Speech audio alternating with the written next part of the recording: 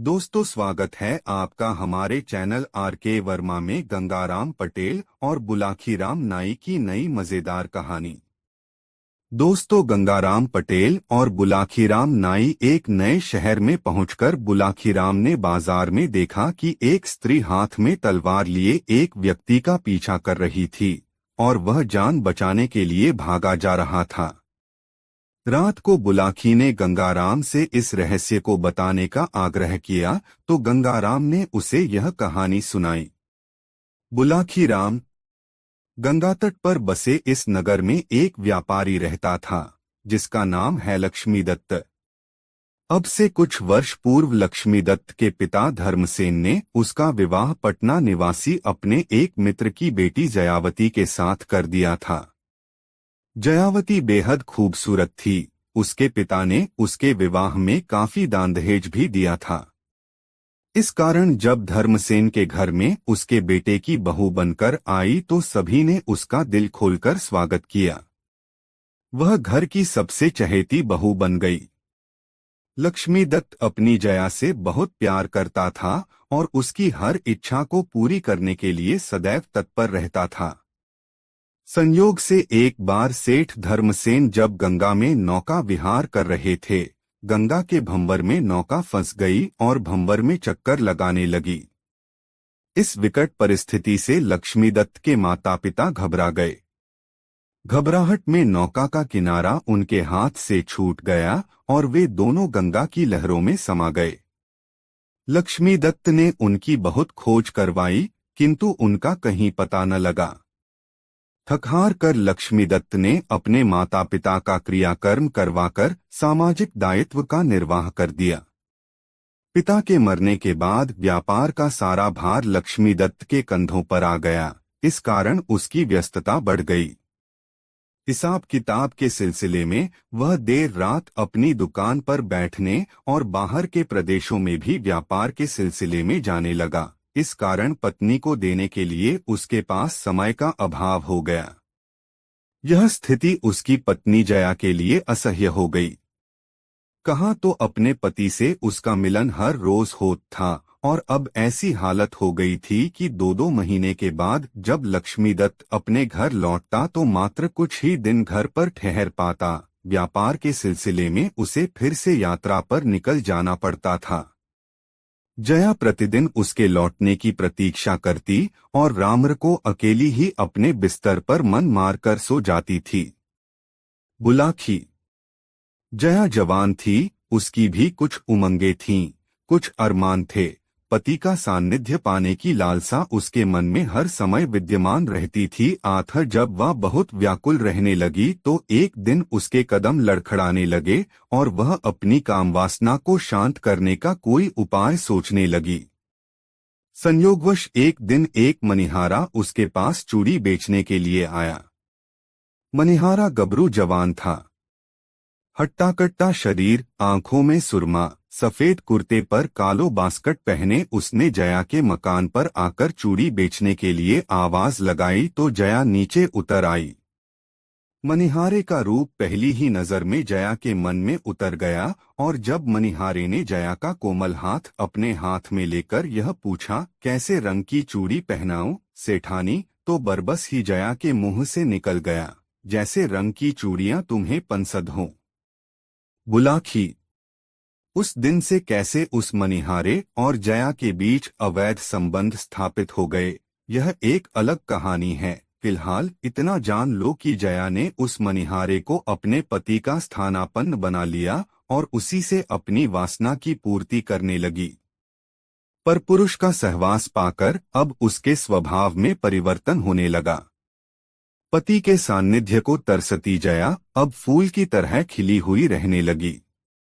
मनिहारा चूड़ी पहनाने के बहाने जब जया के घर के चक्कर लगाने लगा तो पड़ोसियों को उनके संबंधों पर संदेह होने लगा और दबी जुबान से यह चर्चा गलियों में फैलने लगी कि व्यापारी लक्ष्मीदत्त की पत्नी और मनिहारे के बीच अवैध संबंध पनपने लगे हैं। एक दिन लक्ष्मीदत्त 2 महीने के बाहरी प्रवास से घर लौटा। अपने साथ वह जया को देने के लिए ढेरों उपहार लाया था, लेकिन जया ने उन उपहारों की तरफ देखा तक नहीं। वह दिन भर तुनकती रही और रात को भी अपने पति से प्रेममय व्यवहार न किया। इससे लक्ष्मीदत्त को उस पर संदेह हो गया। वह सोचने लगा कि कहीं मेरी अनुपस्थिति में मेरी पत्नी के किसी परपुरुष के साथ संबंध तो नहीं बन गए। लेकिन उसने जुबान बंद ही रखी और जया के प्रति अपना व्यवहार पहले जैसा ही बनाए रखा।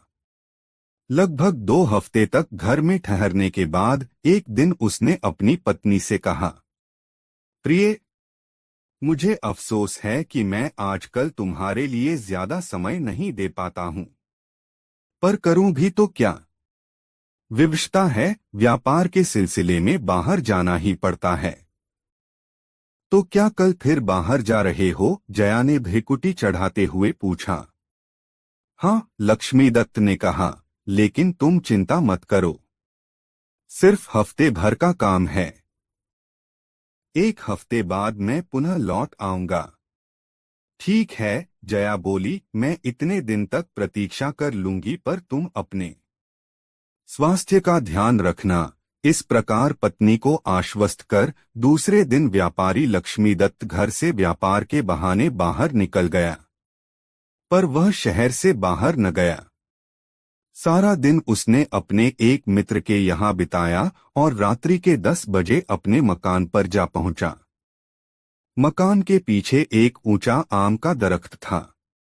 लक्ष्मीदत्त उस दरख्त पर चढ़कर मकान की छत पर पहुंच गया। दबे पांव वह अपने कमरे की खिड़की के पास पहुंचा और खिड़की की एक झिरी से झांककर उसने जो दृश्य देखा, उसे देखकर उसका समूचा जिस्म क्रोध से जल उठा। अंदर उसी के बिस्तर पर जया उस मनिहारे की बाहों में सिमटी हुई थी। दोनों वासना की तरंगों में डूबे हुए एक दूसरे में समा जाने के लिए आतुर हो रहे थे। बाहर अंगारों पर लेटता हुआ लक्ष्मीदत्त किसी तरह स्वयं पर संयम बनाए रहा। वासना का उफान शांत हुआ तो जया ने अपने कपड़े व्यवस्थित किए और अपने प्रेमी उस मनिहारे से बोली, अब तुम नित्य ही रात को यहाँ आ जाया करो। मेरा पति यद्यपि 1 हफ्ते तक बाहर रहने के लिए कहकर गया है, किंतु मैं जानती हूँ वह 2 हफ्ते से पहले लौटेगा नहीं। यह सुनकर मनिहारे ने कहा, देखो सेठानी, मेरे लिए यहाँ रोज आना बहुत मुश्किल है। मोहल्ले के लोग हमारे संबंधों पर संदेह करने लगे हैं। अतः हमारे लिए अब यही उचित है कि या तो हम अपने संबंधों को हमेशा के लिए समाप्त कर दें, या फिर क्या? या फिर किसी प्रकार तुम्हारा पतिरूपी कंटक सदैव के लिए हमारे मार्ग से हट जाए, मनिहारे ने कहा। दूसरा उपाय ही उचित होगा, जया ने कहा, लेकिन उस उपाय को अमली जामा कैसे पहनाया जाए, इस पर हम दोनों को ही विचार करना होगा। लक्ष्मीदत्त ज्यादा कुछ न सुन सका। उसने उसी क्षण निर्णय कर लिया, आज को रात ही आर पार लड़ाई लड़नी होगी। इससे पहले कि ये दोनों मिलकर मुझे मार डालें, मुझे इन दोनों में से एक को या दोनों को ही समाप्त कर देना चाहिए। ऐसा विचार कर वह पेड़ के रास्ते से पुनः नीचे उतरा, अपनी दुकान पर पहुंचा और वहां से एक तेज धार वाला खंजर लेकर पुनः अपने मकान पर पहुंच गया। दरख्त के रास्ते ही वह पुनः छत पर चढ़ा और उस खंजर की नोक से अपने कक्ष का दरवाजा धीरे से खोल लिया। तब उसने सोते हुए मनिहारे की गर्दन रेत डाली और दबे पांव अपने कक्ष से बाहर निकल आया। सुबह जब जया जागी तो उसने अपने प्रेमी को मरा हुआ पाया। यह देखकर वह घबरा गई। उसने सोचा कि यदि यह लाश उसके घर से बरामद हो गई तो निश्चय ही वही हत्यारी समझी जाएगी और इसका अर्थ होगा फांसी के फंदे पर झूल जाना। अतः बहुत सोच विचार कर उसने उस लाश से पीछा छुड़ाने का उपाय किया। उसने लाश के कई टुकड़े किए, उन्हें लेकर गंगा में बहा आई। एक बोरे में बंद किया और गंगा स्नान के बहाने उस बोरे को लक्ष्मीदत्त ने उस वृक्ष पर चढ़कर यह सारा माजरा अपनी आंखों से देखा। यह देखकर उसकी आंखों में चमक आ गई कि अंततः उसने अपने एक प्रतिद्वंद्वी से तो पीछा छुड़ा लिया था, अब उसकी बेवफा पत्नी की बारी थी। योजनानुसार लक्ष्मीदत्त अपने घर वापस लौटा। अपने साथ पत्नी को देने के लिए वह छोटी बोरियों में बंद अनेक उपहार लाया था। उसने वह सारे उपहार अपने कक्ष के बाहर ही रख दिए। भोजनोपरांत जब पति पत्नी वार्तालाप करने को बैठे तो पत्नी ने पूछा, इस बार तो ऐसा लगता है कि मेरे लिए ढेर सारे उपहार लेकर आए हो। हाँ, लेकिन जल्दबाजी में उन्हें दरवाजे के पास ही छोड़ दिया। लक्ष्मीदत्त ने कहा, तुम ऐसा करो, एक एक करके सारे उपहार कमरे में ले आओ और बोरियां खोलकर उन्हें व्यवस्थित ढंग से सजा दो। लक्ष्मीदत्त की पत्नी ने बाहर जाकर एक बोरी उठाई, किंतु बोरी उससे उठी नहीं। असर इस पर वह बोल उठी, बोरी तो बहुत भारी है, मुझसे उठाए नहीं उठती। यह सुनकर लक्ष्मीदत्त के मुख से निकल गया, यह बोरी मनिहारे की लाश से को तो ज्यादा भारी नहीं है, जिसे तुम सुबह उठाकर गंगा नदी में बहा आई हो। यह सुनकर उसकी पत्नी सन्नसी रह गई। वह समझ गई कि उसका भांडा फूट गया है। उसके पति ने उसका मनिहारे के साथ प्रेमालाप अपनी आंखों से देख लिया है। अब यह अवश्य ही मुझको दंड दिलवाए बिना न मानेगा। अतः इससे पहले कि यह नगर कोतवाल को इस घटना की सूचना पहुंचाए, मुझे इसको समाप्त कर देना चाहिए। ऐसा विचार कर वह नीचे की ओर उस कक्ष की ओर भागी, जिसमें वह तलवार रखी हुई थी जो कभी दूल्हा बनते समय लक्ष्मीदत्त ने पहनी थी। लक्ष्मीदत्त ने जब वस्तुस्थिति को समझा तो वह भी उसी कमरे की ओर भागा, किंतु जया उससे ज्यादा फुर्तीली निकली। उसने जल्दी से वह तलवार खूंटी से उतार ली और उसे म्यान से बाहर खींचकर लक्ष्मीदत्त की ओर लपकी। अपनी पत्नी को साक्षात रणचंडी बना देख लक्ष्मीदत्त अपने प्राण बचाने के लिए बाहर की ओर भाग छूटा।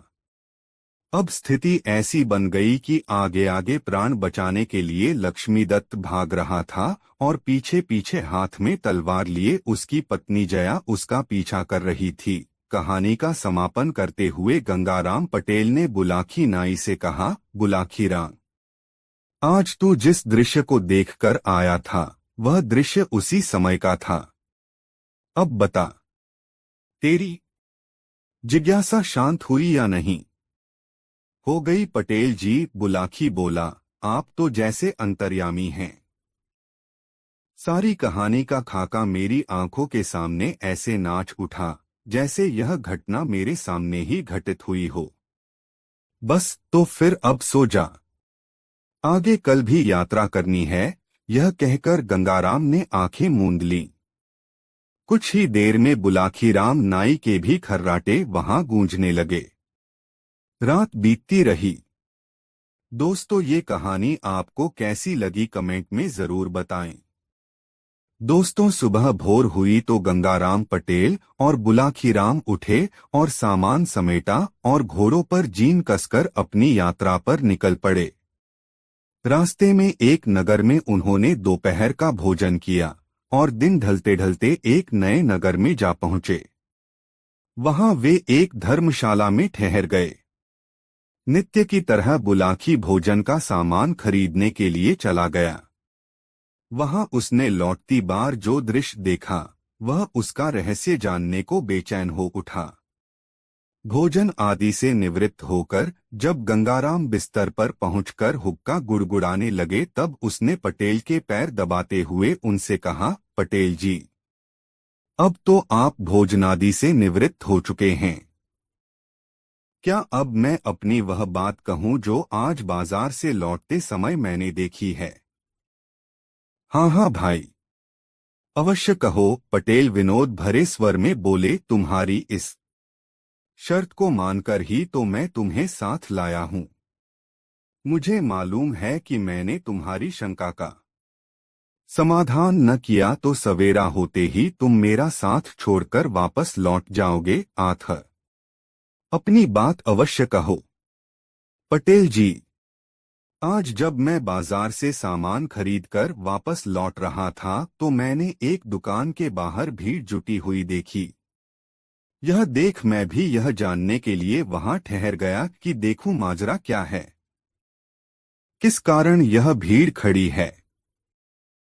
मैंने देखा कि एक वैश्य की दुकान के नीचे एक 12-13 वर्षीय लड़के की लाश पड़ी हुई है। लाश के समीप ही उस लड़के के माँ बाप बैठे सिसक रहे थे। तभी एक व्यक्ति वहां पहुंचा।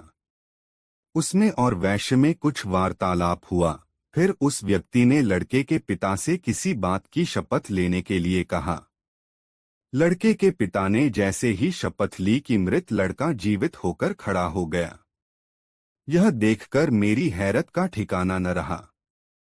मैं तत्काल वहां से चलकर आपके पास पहुंचा।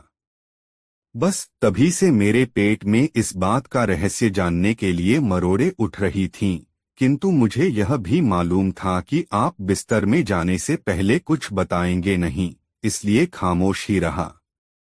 अब आप मुझे उस रहस्य के बारे में बतलाइए। सुनो, बुलाखीराम पटेल बोले, यहाँ से कुछ कोसों के फासले पर एक गांव है किशनपुर। उस गांव में रेवती रमन नाम का एक गरीब ब्राह्मण निवास करता था। उसकी पत्नी का नाम शीला था।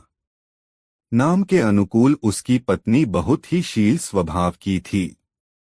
ब्राह्मण भी बहुत नेक और अच्छे आचरण वाला था। उनका एक बेटा भी था, जिसकी आयु तब 10 वर्ष की हो चुकी थी। उसका नाम था चंद्रदेव।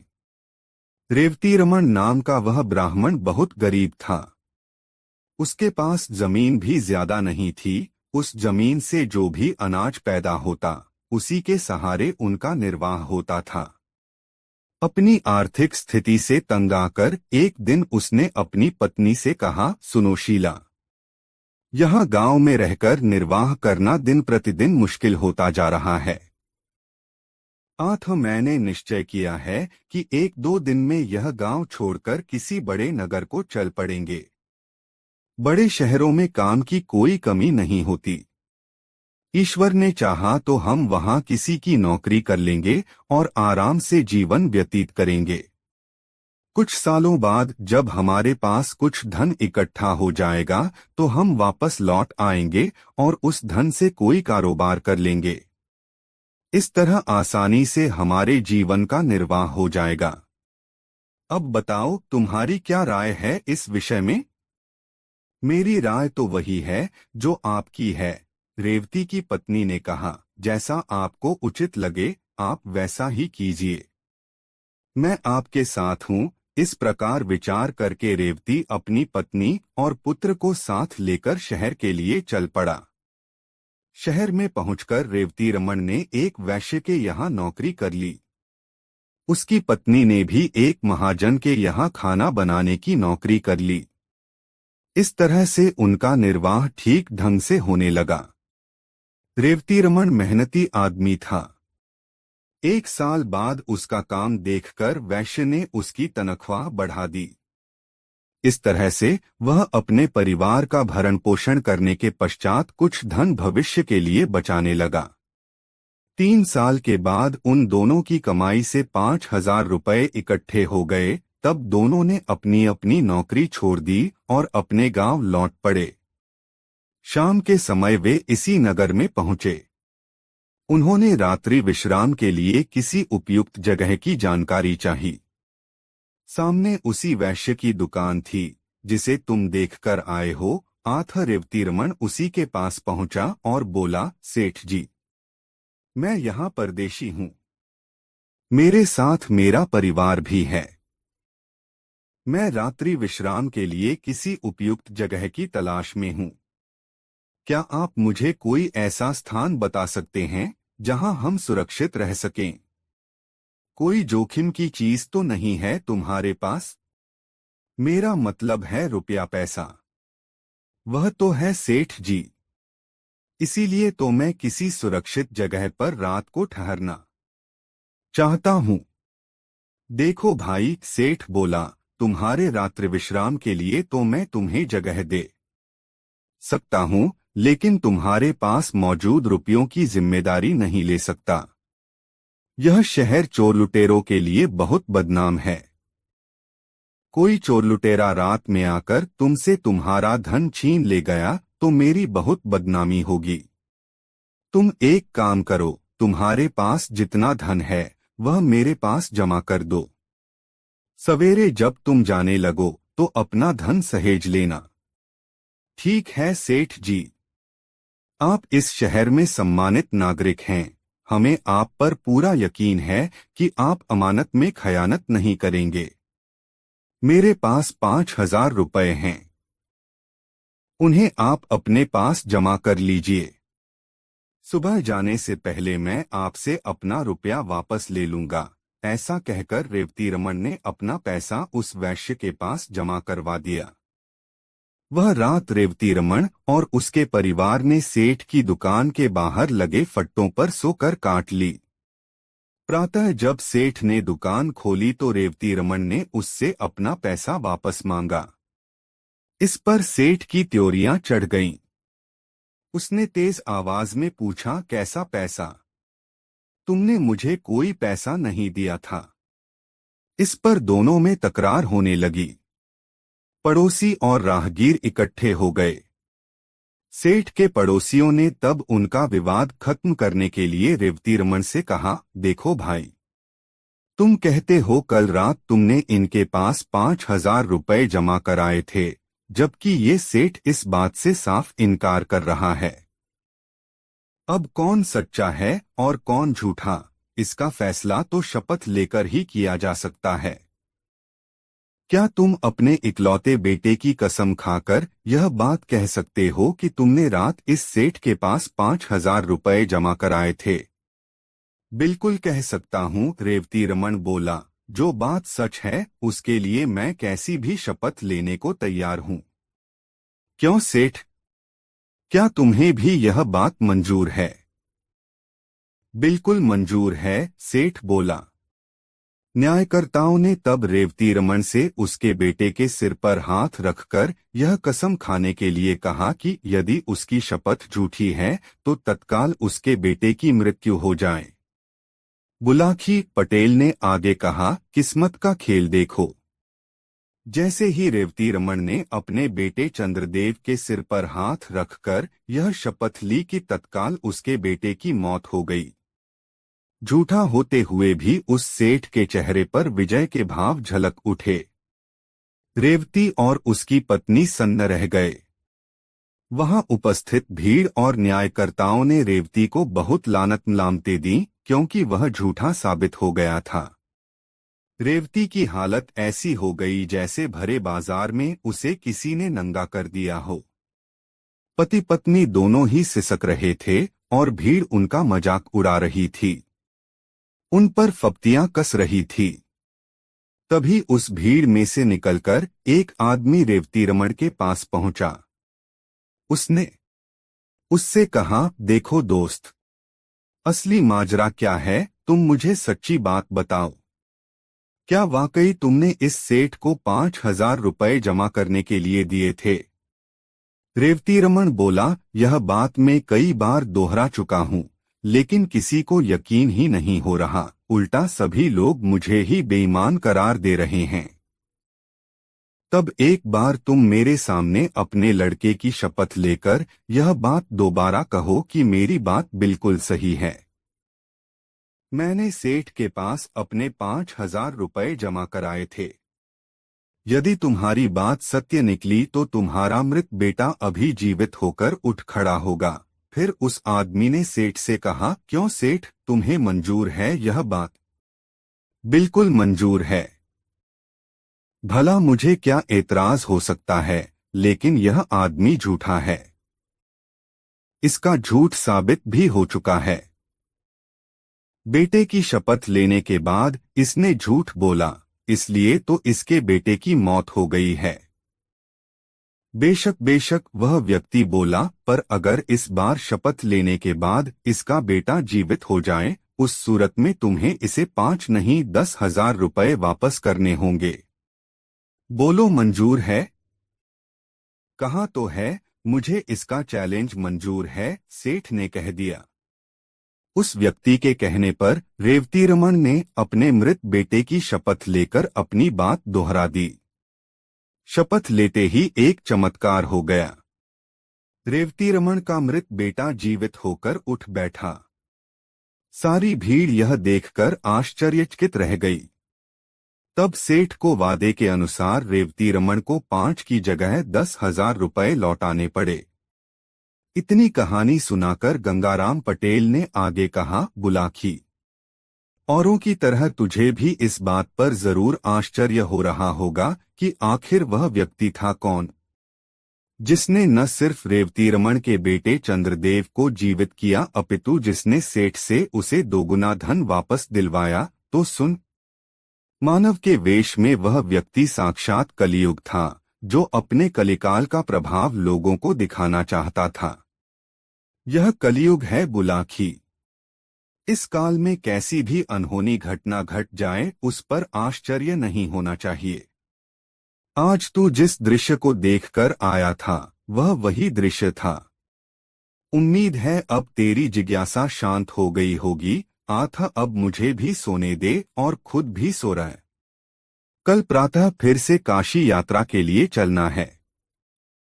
कहकर पटेल ने आंखें मूंद लीं और निद्रारानी की गोद में समा गए।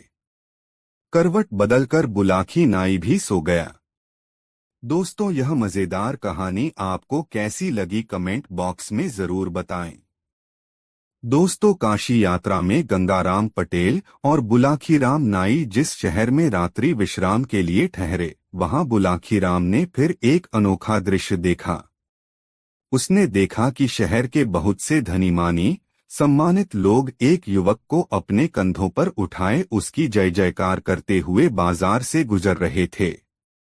युवक अपना हाथ हिलाकर उनका अभिवादन स्वीकार कर रहा था। यह दृश्य देखकर बुलाखीराम वापस लौट पड़ा। रात को भोजन आदि से निवृत्त होकर बुलाखी ने यह घटना गंगाराम पटेल को सुनाकर उसका रहस्य भेदन करने के लिए कहा तो गंगाराम बोले, बुलाखी, इस घटना का रहस्य जानने से पहले मैं तुझे एक कहानी सुनाता हूं। पहले उस कहानी को सुन लो। कथा के समापन पर इसका रहस्य अपने आप उजागर हो जाएगा। तो सुनाइए न पटेल जी वह कहानी। मैं तो बहुत बेताबी से उस कहानी को सुनने के लिए उत्सुक हो रहा हूं, बुलाखीराम ने कहा।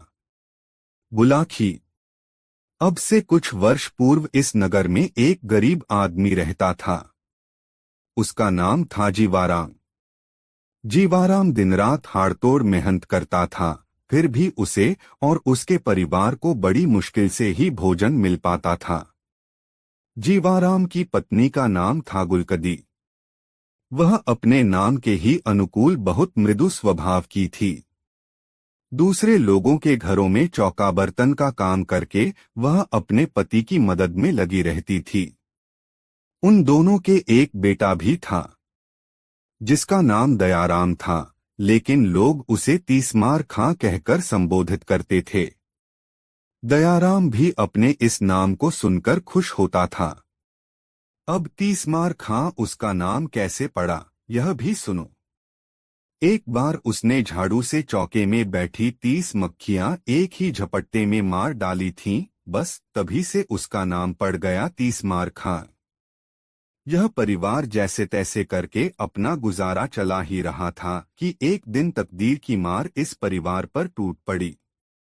नगर के उस क्षेत्र में हैजे की बीमारी फूट पड़ी, जिसमें जीवाराम की मृत्यु हो गई।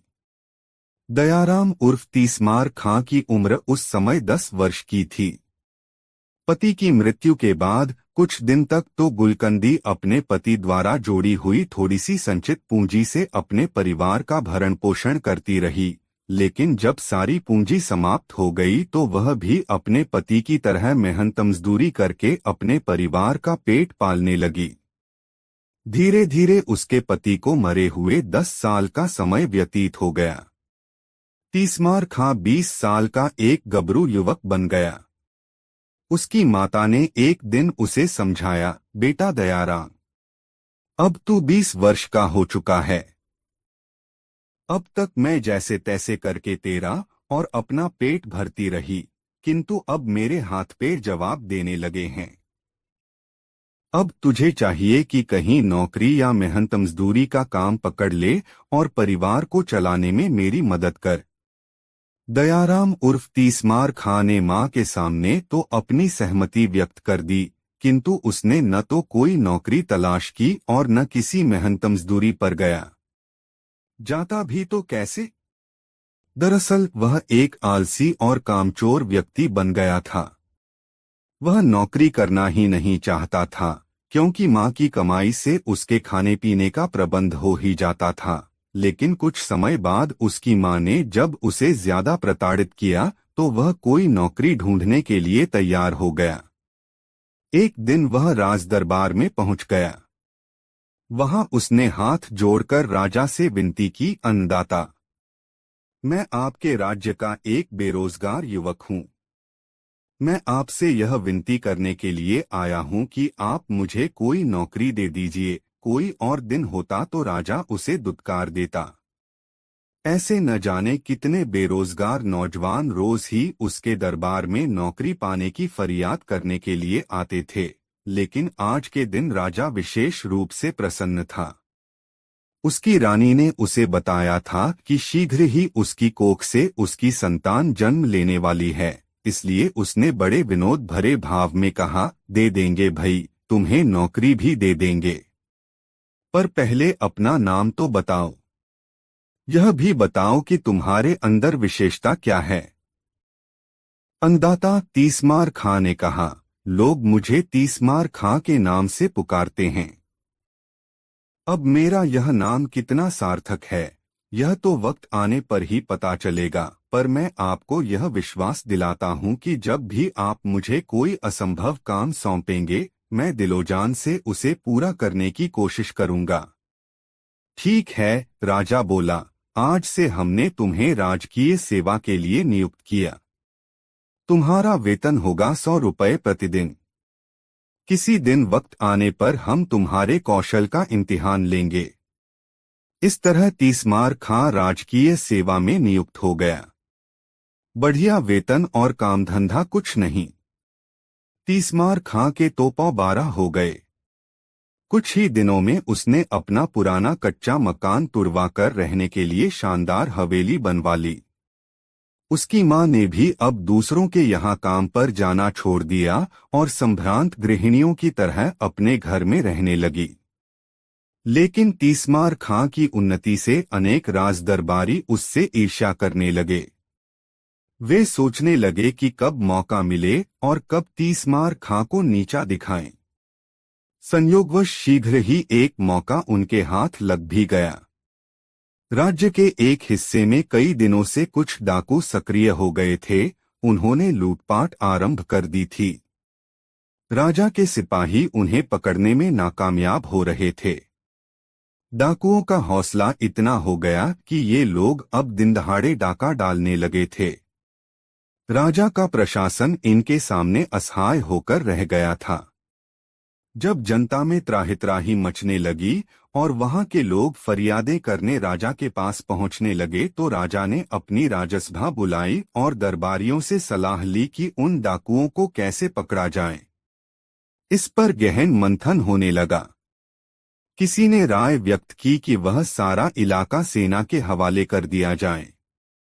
किसी ने कहा कि डाकू पकड़कर शासन के हवाले कर देने वालों के लिए भारी इनाम देने की घोषणा करा दी जाए। किसी ने कुछ राय दी तो किसी ने कुछ। तभी राजा के एक मंत्री ने, जो तीसमार खां से द्वेष रखता था, राजा से कहा, अन्नदाता, यह काम तीसमार खां को सौंप दीजिए। उसे आपने नौकरी भी इसी शर्त पर दी थी कि वह असंभव कामों को कर दिखाएगा। बहुत समय से वह राजकोष से मुफ्त में अपना वेतन ले रहा है। अब समय आ गया है कि उसकी योग्यता की परख कर ली जाए। यह विचार राजा को पसंद आया। राजकार्यों में उलझे रहने के कारण यह बात उनके ध्यान से उतर गई कि उन्होंने तीसमार खां को नौकरी इसी शर्त पर दी थी कि वह असंभव कार्यों को संभव कर दिखाएगा। आज उसके इम्तिहान का अवसर आ पहुंचा था। अतः उन्होंने तीसमार खां को दरबार में बुलाया और कहा, तीसमार खां, तुम्हें याद है कि हमने तुम्हें किस शर्त पर नौकरी दी थी? हाँ अन्नदाता, मुझे अच्छी तरह याद है, तीसमार खां ने कहा। नौकरी देते समय आपने पूछा था कि तुम में क्या विशेषता है, तो मैंने यह कहा था कि मैं किसी भी असंभव कार्य को संभव बना सकता हूँ। बस तो समझ लो कि आज तुम्हारी परीक्षा की घड़ी आ पहुंची। देश के दक्षिणी क्षेत्र में जाओ और वहां के लोगों में भय का वातावरण पैदा कर रहे डाकू दलों का सफाया कर दो। इस काम के लिए तुम जितने सैनिक चाहो तुम्हें उपलब्ध करा दिए जाएंगे। ठीक है अन्नदाता, मैं कल ही दक्षिण की ओर रवाना हो जाऊंगा और इस काम के लिए मुझे किसी सैनिक की आवश्यकता भी नहीं है। मैं अकेला ही इस काम को अंजाम दूंगा। राम दूरामार खां राजा के सामने यह बात कह तो आया, किंतु घर आकर यह चिंता में पड़ गया। तलवार की तो बात ही छोड़िए, उसने तो कभी सुई तक नहीं पकड़ी में पड़ गया। सका सामना होना था दुदांत लुटरों से। जब राजा के इतने सैनिक उन सुरते और हाँ पकड़ पाए तो वह कैसे पकड़ लेगा उन डाकुओं को।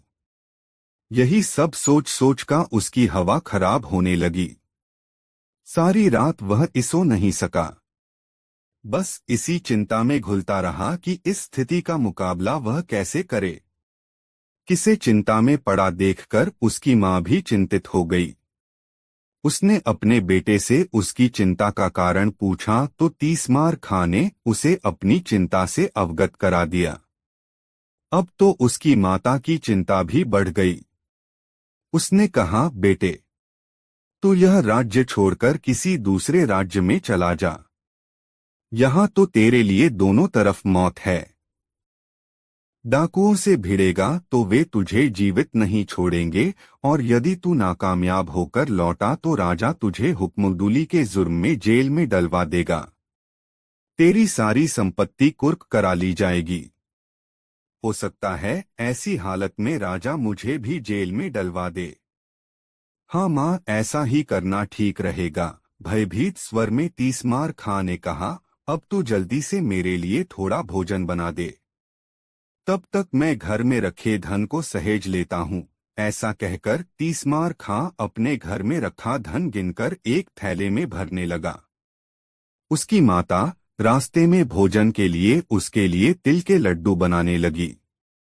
अचानक ही कोई काम उसे याद आ गया। आथा चाशनी बनाने का काम अधूरा छोड़कर वह उस काम को करने के लिए पड़ोस में चली गई। इसी बीच एक चूहे का पीछा करते हुए काला नाग रसोई में आ गया। उसने चूहे को पकड़ने के लिए जैसे ही उछाल मारी वह चाशनी में गिर गया। चाशनी बहुत गर्म थी। नाग का सारा शरीर पिघलकर उस चाशनी का ही हिस्सा बन गया। कुछ देर बाद तीसमार खां की मां वहां पहुंची। उसने जल्दी जल्दी लड्डू तैयार किए और उन्हें पोटली में बांधकर रख दिया। तीसमार खां ने भी अपनी पूंजी एक थैले में भरी और कुछ धन अपनी माता के लिए छोड़कर दोनों पोटलियां लेकर घोड़े पर सवार होकर घर से बाहर निकल गया। सारा दिन वह यात्रा करता रहा। शाम हुई तो वह किसी गांव में न ठहरकर जंगल में ही एक वृक्ष के नीचे टिक गया। घोड़ा चरने के लिए छोड़ दिया और दोनों पोटलियां वृक्ष के ऊपर एक शाखा पर टांग दी। कुछ ही देर में उसे नींद ने आ दबोचा और वह गहरी नींद में जा समाया। संयोग की बात कि जिन डाकुओं की खोज के लिए तीसमार खां जा रहा था, उसके सोते ही डाकुओं का वह दल वहीं आ पहुंचा। डाकुओं ने तीसमार खां को अकेले सोता हुआ देखा तो निश्चित भाव से उसके पास आ पहुंचे। पेड़ के नीचे बैठते ही जैसे ही एक डाकू की निगाह पेड़ पर लटकी दोनों पोटलियों पर पड़ी, वह कह उठा, अरे जरा ऊपर की ओर तो देखो, वहां दो पोटलियां लटक रही हैं। जरूर यह पोटलियां इसी सोए हुए मुसाफिर की होंगी। अपना सारा माल इसने जन पोटलियों में ही भर रखा होगा। डाकुओं के सरदार ने कहा, इन्हें नीचे उतारो। डाकुओं के सरदार के आदेश पर एक डाकू तुरंत पेड़ पर चढ़ गया और दोनों पोटलियां उतार लाया। पोटलियां खोली गईं तो एक में ढेर सारा धन और दूसरी में लड्डू भरे हुए मिले। डाकू भूखे थे। लड्डू देखते ही उनके मुंह में पानी भर आया और वे लड्डुओं पर टूट पड़े। रुपए पैसों से भरी पोटली पहले से ही डाकू सरदार ने अपने कब्जे में कर ली थी। कुछ ही देर में उन सबकी हालत खराब होने लगी। तीक्ष्ण विष के प्रभाव से वे अचेत होने लगे। फिर देखते ही देखते सारे डाकुओं की मौत हो गई। भोर के समय जब तीसमार खां की नींद टूटी तो उसकी निगाह डाकुओं पर पड़ी। उसकी दोनों पोटलियां खुली हुई पड़ी थीं।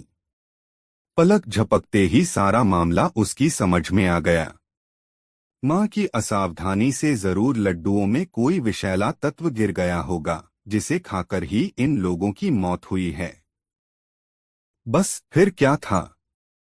उसने तलवार निकाली और उन मरे हुए डाकुओं के सिर काटने शुरू कर दिए। डाकू संख्या में 30 थे। तीसमार खां ने उन सबके सिर इकट्ठे किए और 2 बड़े बड़े थैलों में भर लिए। डाकुओं के पास भी जो कुछ निकला वह उसने अपने कब्जे में कर लिया। फिर वह डाकुओं के धड़ वहीं पड़ा छोड़कर वापस अपने नगर में लौट आया। राजा के पास पहुंचकर जब उसने अपना कारनामा राजा को बताया तो राजा बेहद खुश हुआ। उसने तीसमार खां की बहुत प्रशंसा की, उसे ढेरों पुरस्कार दिए और उसकी तनख्वाह में बढ़ोतरी करके आदेश दे दिया कि तीसमार खां की जय जयकार करते हुए इसे सारे नगर में घुमाया जाए। इतनी कहानी सुनाकर गंगाराम पटेल ने बुलाकी नाई से कहा, हे बुलाकी राम, आज शाम तू जो नजारा देखकर आया था वह उसी समय का था। नागरिकों के कंधे पर जो व्यक्ति बैठा था वह दयाराम उर्फ तीसमार खां ही था। उसके पीछे पीछे जो लोग उसकी जय जयकार कर रहे थे वे शहर के धनी मानी व्यक्ति और राज कर्मचारी थे। उनमें वह मंत्री भी था जिसने तीसमार खां के विरुद्ध राजा को उकसाया था। अब बता, तेरी शंका का समाधान हो गया ना? हाँ पटेल जी, हो गया। अब आप भी सोइए और मैं भी सोता हूँ, कल फिर से यात्रा करनी है। दोनों ने चादरों से मुंह ढांप लिया और सोने की तैयारियां करने लगे। दोस्तों, वीडियो को एक लाइक जरूर कर दे। दोस्तों, काशी यात्रा में गंगाराम पटेल और बुलाकीराम नाई जिस शहर में रात्रि विश्राम के लिए ठहरे, वहां बुलाकीराम ने फिर एक अनोखा दृश्य देखा। उसने देखा कि शहर के बहुत से धनीमानी सम्मानित लोग एक युवक को अपने कंधों पर उठाए उसकी जय जयकार करते हुए बाजार से गुजर रहे थे। युवक अपना हाथ हिलाकर उनका अभिवादन स्वीकार कर रहा था। यह दृश्य देखकर बुलाकीराम वापस लौट पड़ा। रात को भोजन आदि से निवृत्त होकर बुलाकी ने यह घटना गंगाराम पटेल को सुनाकर उसका रहस्य भेदन करने के लिए कहा तो गंगाराम बोले, बुलाकी, इस घटना का रहस्य जानने से पहले मैं तुझे एक कहानी सुनाता हूँ। पहले उस कहानी को सुन लो। कथा के समापन पर इसका रहस्य अपने आप उजागर हो जाएगा। तो सुनाइए न पटेल जी वह कहानी। मैं तो बहुत बेताबी से उस कहानी को सुनने के लिए उत्सुक हो रहा हूँ, बुलाकीराम ने कहा। बुलाकी, अब से कुछ वर्ष पूर्व इस नगर में एक गरीब आदमी रहता था। उसका नाम था जीवाराम। जीवाराम दिनरात हाड़तोड़ मेहनत करता था, फिर भी उसे और उसके परिवार को बड़ी मुश्किल से ही भोजन मिल पाता था। जीवाराम की पत्नी का नाम था गुलकदी। वह अपने नाम के ही अनुकूल बहुत मृदु स्वभाव की थी। दूसरे लोगों के घरों में चौका बर्तन का काम करके वह अपने पति की मदद में लगी रहती थी। उन दोनों के एक बेटा भी था जिसका नाम दयाराम था, लेकिन लोग उसे तीसमार खां कहकर संबोधित करते थे। दयाराम भी अपने इस नाम को सुनकर खुश होता था। अब तीसमार खां उसका नाम कैसे पड़ा यह भी सुनो। एक बार उसने झाड़ू से चौके में बैठी 30 मक्खियां एक ही झपट्टे में मार डाली थीं बस तभी से उसका नाम पड़ गया तीसमार खां। यह परिवार जैसे तैसे करके अपना गुजारा चला ही रहा था कि एक दिन तकदीर की मार इस परिवार पर टूट पड़ी। नगर के उस क्षेत्र में हैजे की बीमारी फूट पड़ी, जिसमें जीवाराम की मृत्यु हो गई। दयाराम उर्फ तीसमार खां की उम्र उस समय 10 वर्ष की थी। पति की मृत्यु के बाद कुछ दिन तक तो गुलकंदी अपने पति द्वारा जोड़ी हुई थोड़ी सी संचित पूंजी से अपने परिवार का भरण पोषण करती रही, लेकिन जब सारी पूंजी समाप्त हो गई तो वह भी अपने पति की तरह मेहनत मजदूरी करके अपने परिवार का पेट पालने लगी। धीरे धीरे उसके पति को मरे हुए 10 साल का समय व्यतीत हो गया। तीसमार खां 20 साल का एक गबरू युवक बन गया। उसकी माता ने एक दिन उसे समझाया, बेटा दयाराम, अब तू 20 वर्ष का हो चुका है। अब तक मैं जैसे तैसे करके तेरा और अपना पेट भरती रही, किंतु अब मेरे हाथ पैर जवाब देने लगे हैं।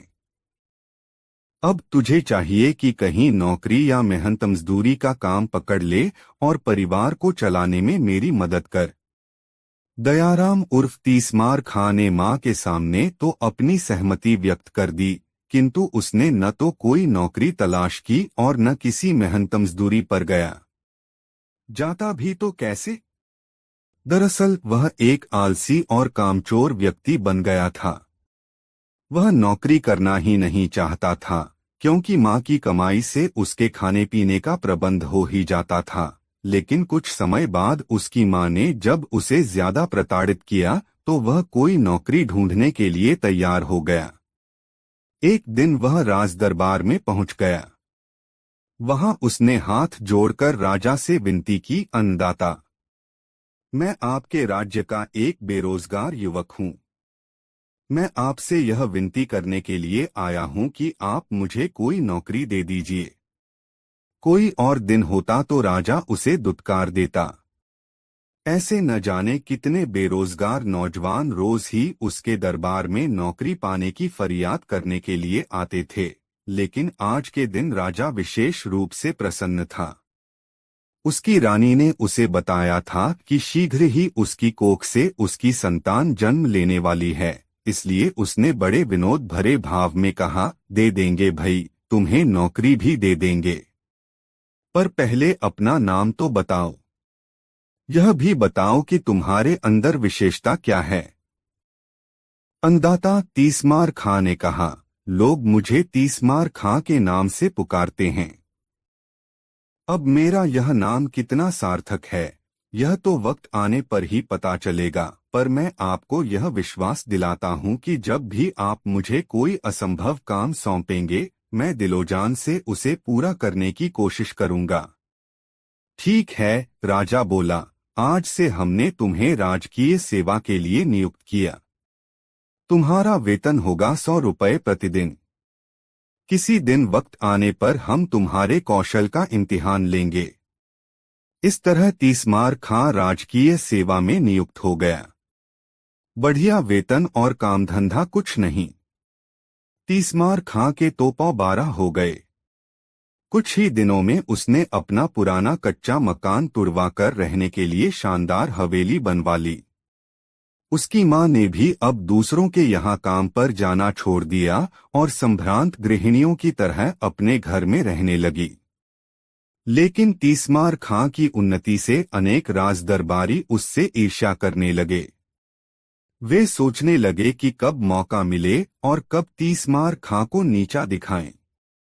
संयोगवश शीघ्र ही एक मौका उनके हाथ लग भी गया। राज्य के एक हिस्से में कई दिनों से कुछ डाकू सक्रिय हो गए थे। उन्होंने लूटपाट आरंभ कर दी थी। राजा के सिपाही उन्हें पकड़ने में नाकामयाब हो रहे थे। डाकुओं का हौसला इतना हो गया कि ये लोग अब दिनदहाड़े डाका डालने लगे थे। राजा का प्रशासन इनके सामने असहाय होकर रह गया था। जब जनता में त्राहित्राही मचने लगी और वहां के लोग फरियादें करने राजा के पास पहुंचने लगे तो राजा ने अपनी राजसभा बुलाई और दरबारियों से सलाह ली कि उन डाकुओं को कैसे पकड़ा जाए। इस पर गहन मंथन होने लगा। किसी ने राय व्यक्त की कि वह सारा इलाका सेना के हवाले कर दिया जाए। किसी ने कहा कि डाकू पकड़कर शासन के हवाले कर देने वालों के लिए भारी इनाम देने की घोषणा करा दी जाए। किसी ने कुछ राय दी तो किसी ने कुछ। तभी राजा के एक मंत्री ने, जो तीसमार खां से द्वेष रखता था, राजा से कहा, अन्नदाता, यह काम तीसमार खां को सौंप दीजिए। उसे आपने नौकरी भी इसी शर्त पर दी थी कि वह असंभव कामों को कर दिखाएगा। बहुत समय से वह राजकोष से मुफ्त में अपना वेतन ले रहा है। अब समय आ गया है कि उसकी योग्यता की परख कर ली जाए। यह विचार राजा को पसंद आया। राजकार्यों में उलझे रहने के कारण यह बात उनके ध्यान से उतर गई कि उन्होंने तीसमार खां को नौकरी इसी शर्त पर दी थी कि वह असंभव कार्यों को संभव कर दिखाएगा। आज उसके इम्तिहान का अवसर आ पहुंचा था। अतः उन्होंने तीसमार खां को दरबार में बुलाया और कहा, तीसमार खां, तुम्हें याद है कि हमने तुम्हें किस शर्त पर नौकरी दी थी? हाँ अन्नदाता, मुझे अच्छी तरह याद है, तीसमार खां ने कहा। नौकरी देते समय आपने पूछा था कि तुम में क्या विशेषता है, तो मैंने यह कहा था कि मैं किसी भी असंभव कार्य को संभव बना सकता हूँ। बस तो समझ लो कि आज तुम्हारी परीक्षा की घड़ी आ पहुंची। देश के दक्षिणी क्षेत्र में जाओ और वहां के लोगों में भय का वातावरण पैदा कर रहे डाकू दलों का सफाया कर दो। इस काम के लिए तुम जितने सैनिक चाहो तुम्हें उपलब्ध करा दिए जाएंगे। ठीक है अन्नदाता, मैं कल ही दक्षिण की ओर रवाना हो जाऊंगा और इस काम के लिए मुझे किसी सैनिक की आवश्यकता भी नहीं है। मैं अकेला ही इस काम को अंजाम दूंगा। तीसमार खां राजा के सामने यह बात कह तो आया, किंतु घर आकर वह चिंता में पड़ गया। तलवार की तो बात ही छोड़िए, उसने तो कभी सुई तक नहीं पकड़ी थी और फिर उसका सामना होना था दुर्दांत लुटेरों से। जब राजा के इतने सैनिक उन लुटेरों को नहीं पकड़ पाए तो वह कैसे पकड़ लेगा उन डाकुओं को? यही सब सोच सोच कर उसकी हवा खराब होने लगी। सारी रात वह सो नहीं सका। बस इसी चिंता में घुलता रहा कि इस स्थिति का मुकाबला वह कैसे करे। उसे चिंता में पड़ा देखकर उसकी मां भी चिंतित हो गई। उसने अपने बेटे से उसकी चिंता का कारण पूछा तो तीसमार खां ने उसे अपनी चिंता से अवगत करा दिया। अब तो उसकी माता की चिंता भी बढ़ गई।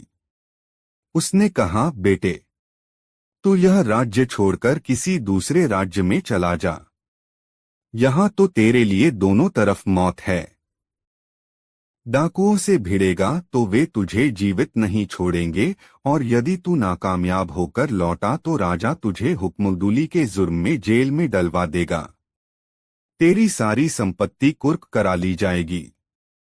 हो सकता है ऐसी हालत में राजा मुझे भी जेल में डलवा दे। हाँ माँ, ऐसा ही करना ठीक रहेगा, भयभीत स्वर में तीसमार खां ने कहा। अब तू जल्दी से मेरे लिए थोड़ा भोजन बना दे, तब तक मैं घर में रखे धन को सहेज लेता हूँ। ऐसा कहकर तीसमार खां अपने घर में रखा धन गिनकर एक थैले में भरने लगा। उसकी माता रास्ते में भोजन के लिए उसके लिए तिल के लड्डू बनाने लगी। अचानक ही कोई काम उसे याद आ गया। अतः चाशनी बनाने का काम अधूरा छोड़कर वह उस काम को करने के लिए पड़ोस में चली गई। इसी बीच एक चूहे का पीछा करते हुए काला नाग रसोई में आ गया। उसने चूहे को पकड़ने के लिए जैसे ही उछाल मारी, वह चाशनी में गिर गया।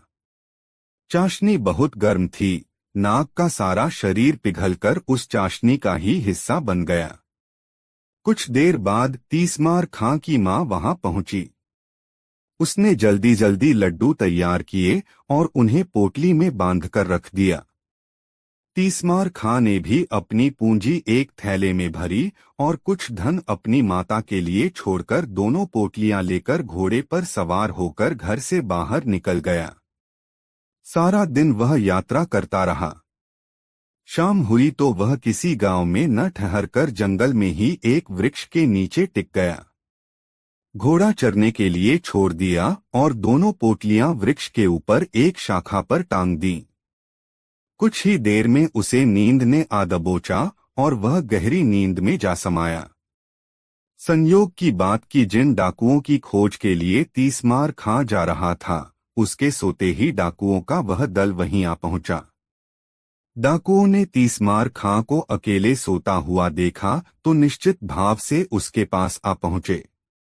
पेड़ के नीचे बैठते ही जैसे ही एक डाकू की निगाह पेड़ पर लटकी दोनों पोटलियों पर पड़ी, वह कह उठा, अरे जरा ऊपर की ओर तो देखो, वहां दो पोटलियां लटक रही हैं। जरूर यह पोटलियां इसी सोए हुए मुसाफिर की होंगी। अपना सारा माल इसने उन पोटलियों में ही भर रखा होगा। डाकुओं के सरदार ने कहा, इन्हें नीचे उतारो। डाकुओं के सरदार के आदेश पर एक डाकू तुरंत पेड़ पर चढ़ गया और दोनों पोटलियां उतार लाया।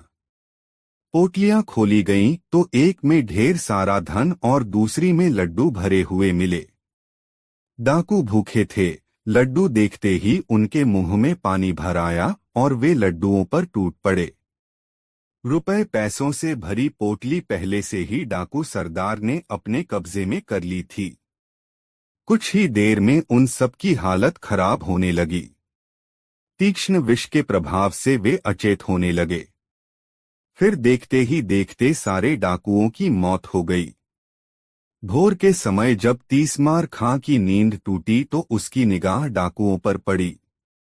उसकी दोनों पोटलियां खुली हुई पड़ी थीं। पलक झपकते ही सारा मामला उसकी समझ में आ गया।